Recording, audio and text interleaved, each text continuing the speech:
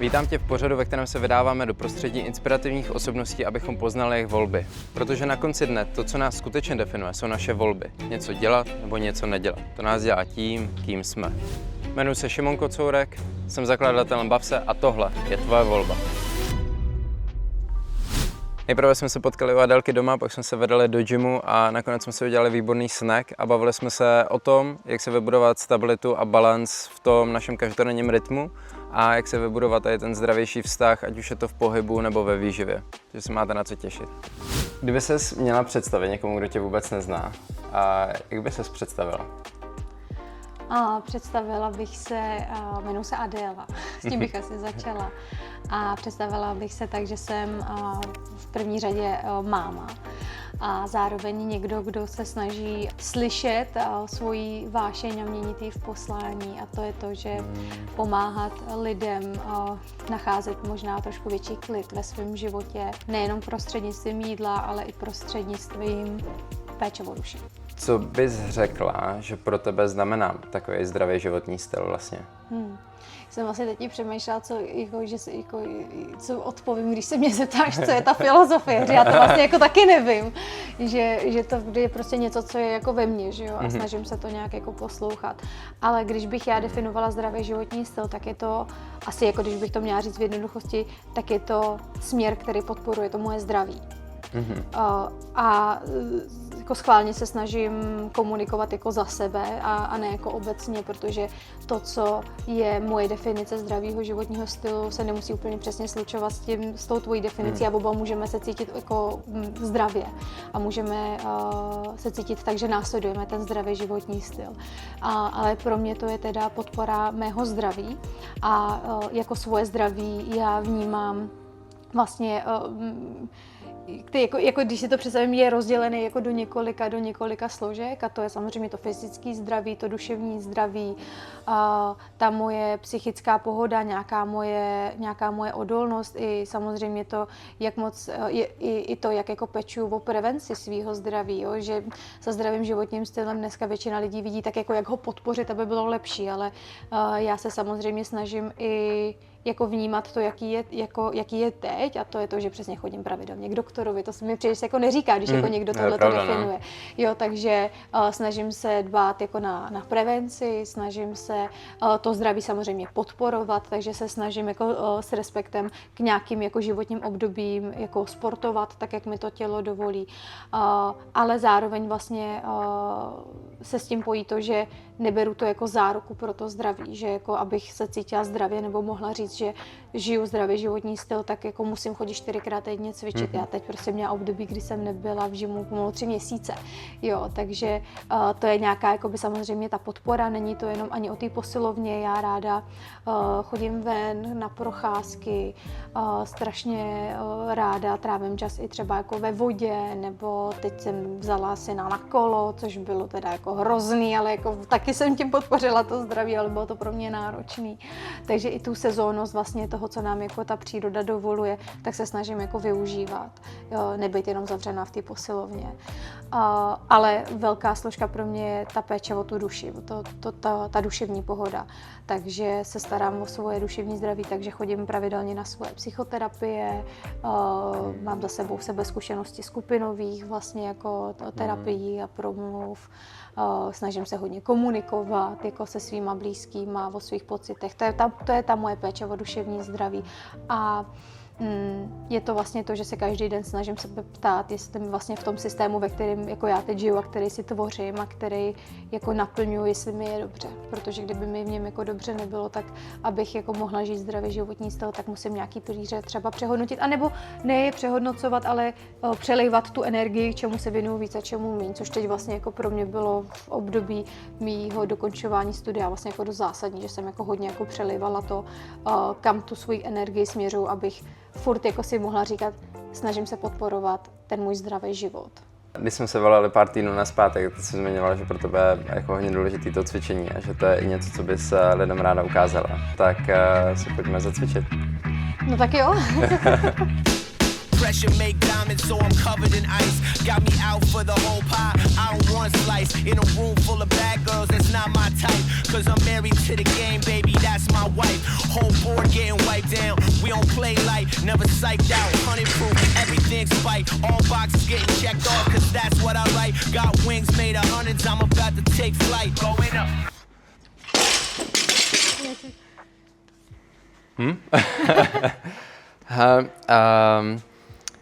Čím se musela Áďa projít tím, aby se stala tou verzí, kterou seš dneska ty? Ježiš, jsou klády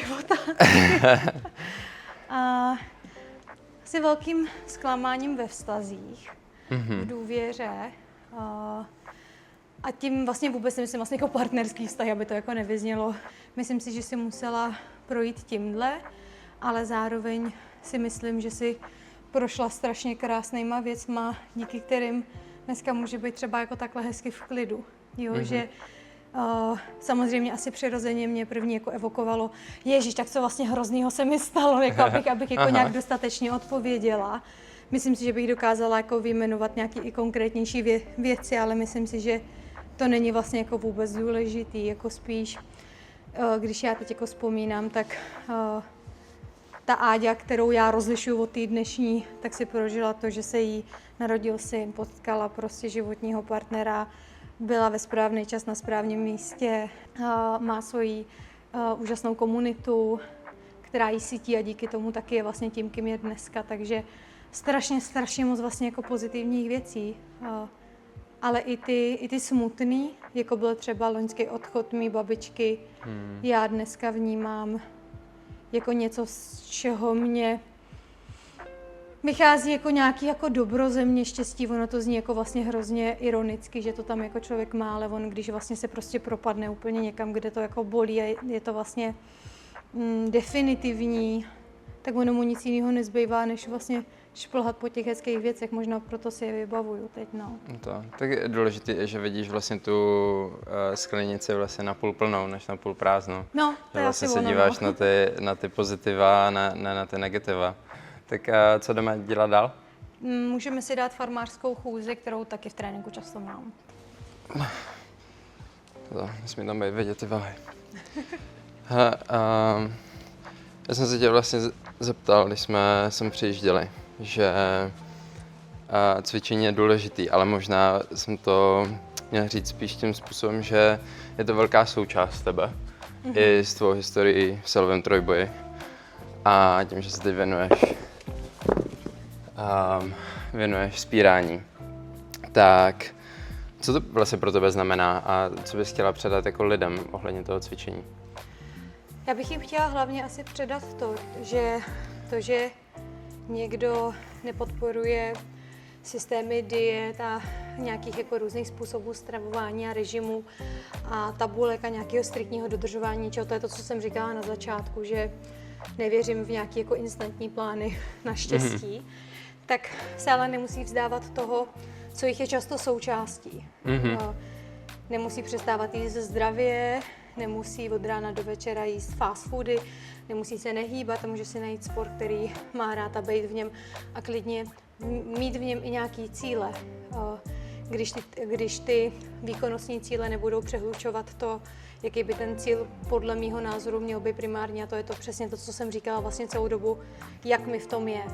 To je cíl 1 a od toho přesně můžu nastavovat ty míry toho, co bude cítit třeba nějaký ten můj potenciál, když bych takhle řekla, já v sobě potenciál. Bo ambice možná. Přesně tak, já v sobě potenciál ve vzpírání vidím, takže nevidím důvod, proč by to vlastně nemohlo být součástí mý filozofie pro tenhle moment. Příští rok mě bude bavit třeba zase něco jiného. A je to úplně v pohodě, že se to mění, ty priority a ta zábava. Ještě jednu sérii? Jo. Že tohle by byla farmářka. Ano. A teďka jako cool down kolo? Jo, jdeme na kolo. Co jsou naopak nějaký volby, které ty vědomě vlastně neděláš a nerozhoduješ se pro ně, aby se s tomu mohla věnovat, tomu, co děláš? No, určitě nedělám to, já bych jako snažím se to nedělat, jo, aby to jako nepůsobilo dokonale, že mám jako jasnou vizi, za kterou si jako jdu, což je pravda, ale do toho jsou občas i ty volby lidský, které nejsou úplně kompatibilní, ale snažím se je omezovat a to je to, abych nevěnovala energii tomu, co mě zraňuje, co mě trápí, co mě třeba jako jenom štve, jak tématům, tak lidem. Ale jinak já vlastně jako nevím, já to asi nerozděluju, protože já chodím hodně pozdě spát, koukám na seriály, nečtu večer knížky, já nevím, nemažu se dostatečně SPFkem, jako, že je to nějak jako součástí, jako možná některé moje volby brzděj, to, čeho bych chtěla třeba dosáhnout, ale jsou součástí, snažím se za ně netrestat a tak, no, vlastně mě nenapadá nic konkrétního, tak jako nepiju alkohol celoživotně, neberu návykové látky, jo, tak to jsou jako takové věci, ale ráda piju Coca-Colu, jím smažený a tak, jakože mě to asi nenapadá. Snažím se nebýt, už vím, je pro mě velká práce nebýt na sebe moc přísná. Co se týče ani ne tak toho, kde už bych měla být, ale já nemůžu obsloužit všechny. Já mám nějakou čekací listinu například v rámci mé práce a občas to sklouzává k tomu, že se cítím špatně, že mám třeba volno a mohla bych tam mít toho klienta. Jo.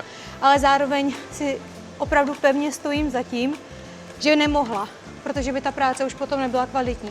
Jo. A pro mě je ta kvalita vždycky nad tou kvantitou. A zase to vytváří nějakou tu stabilitu, o které jsme se už bavili, a o nějaký té konzistenci a vlastně klidu, který to do toho jako života nějakým způsobem dává. Přesně tak, první prostě potřebuji vždycky obstarat sebe v tom. To. Víš, co je podle mě skvělá volba? Jít si dát po tréninku nějaký snack. Jo, tak jdeme. Jo. Mám hlad. Tak super. Adel, děkuji moc za trénink. Já taky. Děkuji za takový mikrokurs. Jsem se naučila aspoň, nebo vyzkoušela jsem se aspoň něco nového, že nespírám často. Každopádně velkým tvým tématem je i výživa, tak si pojďme uvařit něco, co na nás bude křičet. Můžeš říct něco víc k tomu, k téhle hlášce? Co jsi teď řekl? To jsem jednou, asi jsem to nějak před, podle mě třeba 4-5 lety použila na Instagramu, aby si lidi udělali takové jídlo, ze kterého křičí, jak moc se mají rádi, protože v tom prostě jako slyším tu péči o sebe a jednou se mám ráda, protože nestíhám, tak si prostě dole koupím kebab a někdy se mám ráda a měla jsem to třeba včera, když jsem si dělala těstovinový salát a úplně fakt jsem to dodělala. A říkala jsem si, trvalo mi to sice půl hodiny, ale já jsem tak ráda, že jsem konečně jako strávila čas tím vařením, protože já jsem fakt v těch posledních měsících téměř nevařila. Ne, že by tohle bylo nějaké jako velké vaření, ale je to fakt taková jako symbolika toho, aby se člověk trošku možná zpřítomnil v té své volbě. A já jsem si teďka hodně všiml toho, že spousta lidí vlastně začne třeba cvičit, nebo začne se třeba starat i o tu výživu, začne to jako hodně řešit, aby třeba změnili buď, že mají třeba nadváhu nebo nějaký problém. Ty jsi sama prošla poruchou příjmu potravin. A spíš se pak jako, což teda určitě budu rád, když nám o tom něco řekneš, ale spíš jsem si všem toho, že ty lidi to pak vlastně přesunou do nějakého extrému a vlastně bez toho aniž by cvičili, nemůžou žít, nebo vlastně se to stane i součástí možná nějaké jejich identity a začnou se v tom možná jako hodně ztrácet. Tak jestli, co bys poradila jakoby někomu, kdo je třeba už zase přesunutý na nějakým jako jiném extrému, jak se vrátit zpátky jako k tomu balancu? Jakože se přesunul, když bych to jako uvedla třeba na nějakém příkladu, že třeba trpěl poruchou příjmu potravy jako anorexii a teď je třeba má jako nějakou jako obsesi v tom cvičení nebo v nějakém jako hodně zdravém životním stylu, tak to myslíš? Jo, buď, anebo naopak, že někdo měl třeba nadváhu a teď začal zase jako řešit stravou výživu, změnil. A že to je jakoby v jiném extrému. Protože spousta lidí jsou pak, nevím, alkohol, party a pak triatlon a teď Ironman a vlastně bez toho, aby šli 10-15 km denně běhat, tak vlastně bez toho jako nevydrží. Já si myslím, že ono je vlastně jako hrozně těžké někomu takovému dávat jako radu, protože na jednu stranu, co mě jakoby do toho, nebo kdo já jsem, abych mohla jakoby soudit, jestli už je to jako extrém nebo není extrém, když to třeba není můj klient, když to řeknu takhle. Jo, takže ale když bych to dala jako nějakou jako modelovou situaci, když by se to vztáhlo třeba na někoho, kdo by přišel jako přímo za mnou, tak já bych asi poradila v první řadě, aby si ten člověk dopřál čas a aby vlastně, když si to uvědomí, což už je taky jako nějaká pokročilá fáze toho, že ty jo, možná sice jakoby žiju takhle zdravě, ale možná je to taky jako nějaká moje převlečená úzkost, nějaký strach, nějaká nejistota. Tak když dojde do té fáze, kdy si uvědomí, že to je pravda, tak aby po sobě nechtěl to, že z toho musí hned vyskočit. Samozřejmě, pokud to není životně jako životu ohrožující. Já si myslím, že ten respekt k tomu, ne že dělat chyby, ale být v něčem, v čem nám prostě jakoby není dobře, je taky jako strašně důležité umění toho klidu, být v tom a nemít jako tu urgenci se hned zase jako změnit, protože by to dost pravděpodobně zase vedlo jako k jinému extrému, že to je opakující se vzorec, že někdo měl nadváhu, třeba nějakým extrémem rychle zhubne a teď já bych po něm chtěla, no tak zase pojďme z toho pryč, tohle je taky špatně. Takže myslím si, že to podtrhuje i to, co jsem říkala na začátku, toho, co jsme se dneska bavili. Pohlídat si, co může zůstat, v jaký míře to má zůstat a co naopak jako musí jít pryč. Protože já s klientama nepracuju, takže no tak vy teda teď musíte přestat cvičit, protože já vím, že oni by se mi psychicky zhroutili. My se tam bavíme o těch mírách, toho vlastně do jaký míry a zároveň jakoby podporovat tu autonomii, jo, že dobře, vy takhle rád, jako to je extrém, vy říkáte, že vás to baví, ale pojďme mluvit aspoň jako pravdu. Vy jste jako zodpovědný za to, že si teď ničíte zdraví. Ale zároveň vás to může bavit. To jakoby, tady to jako není, že se to odporuje. To může jakoby existovat jako současně, ale já bych doporučila být možná jakoby dát si čas a být k sobě upřímnej, že když to tak je, tak ale pojďme mluvit pravdu a pojďme to přestat schovávat za to je můj zdravý životní styl, to mě to ale baví, já si díky tomu čistím hlavu. Protože ano, to je jedna pravda, ale vedle toho můžou existovat i další pravdy. Podívat se na to trošku jako, jak kdyby s odstupem, ne? S odstupem a možná ne tak jako černobíle. Ono to nemusí být, to je pravda a lež. Ono to je o tom dobře. Já nepopírám, že vás to baví, ale zároveň vy nemůžete popírat, že to děláte, protože se bojíte, že když to nebudete dělat, tak třeba budete přibírat.